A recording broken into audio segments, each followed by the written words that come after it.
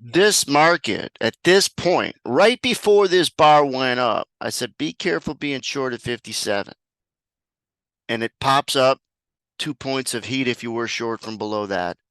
All right. And then something changed. And this is the, are you patient or prepared for a slap in the face so you could actually realize it? Or are you just all beat up, getting slapped around, chopped up, and then you get a slap in the face, you don't realize it because you're getting punched and slapped anyways.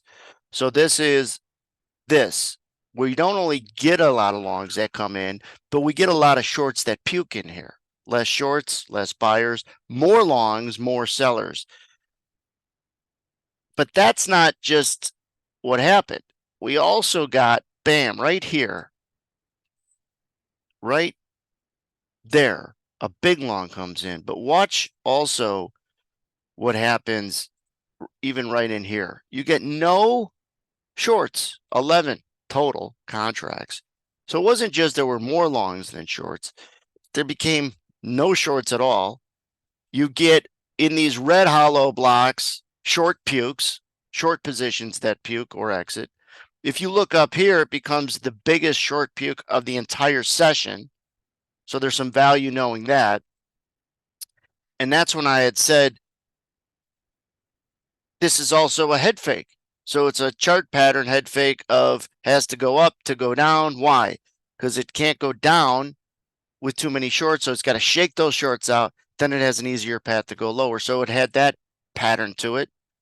And then we have two lines, these PWAPs that were in trouble. And once you get below there, there's value in B2B or bullish to bearish transitional moment. All right. And then using these as overhead resistance, right? Rotate back up. Then Tom also mentioned the NASDAQ up here fell out of bed. And so you had an ancillary that took us down. And so if you walk this through and you just look in the upper right, this is the NASDAQ chart, right? You just look in the upper right. You get some longs that are starting to come in. Boom, they puke bunch of shorts into 59, right?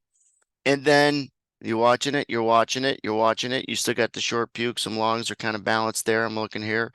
And then you see these lows here in the NASDAQ, and you got to be careful at the bottom of a box here in the NASDAQ. Boom, it starts getting hit and really finds that selling to get through their box. And so you could always look at the NASDAQ. If it's in a box, identify that, because it likes, once it starts moving out of it, it generally has some decent follow through. And that's one way to use an ancillary or correlated market to value the price of the market you're trading. And most people don't even look at other markets, let alone know how to use them if they're using it. But then there was a nice buy pulse. It got rejected. And then you got another example. Or was that the example? I think that was the example. This buy pulse. Yeah, it was. This buy pulse right here, 160 market order.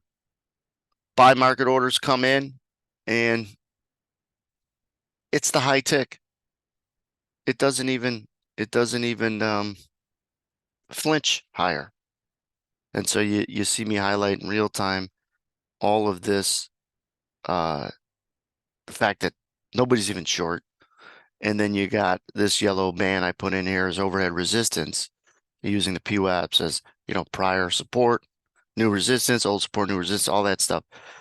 But this is a moment where you don't have to be short for it, but you shouldn't be long.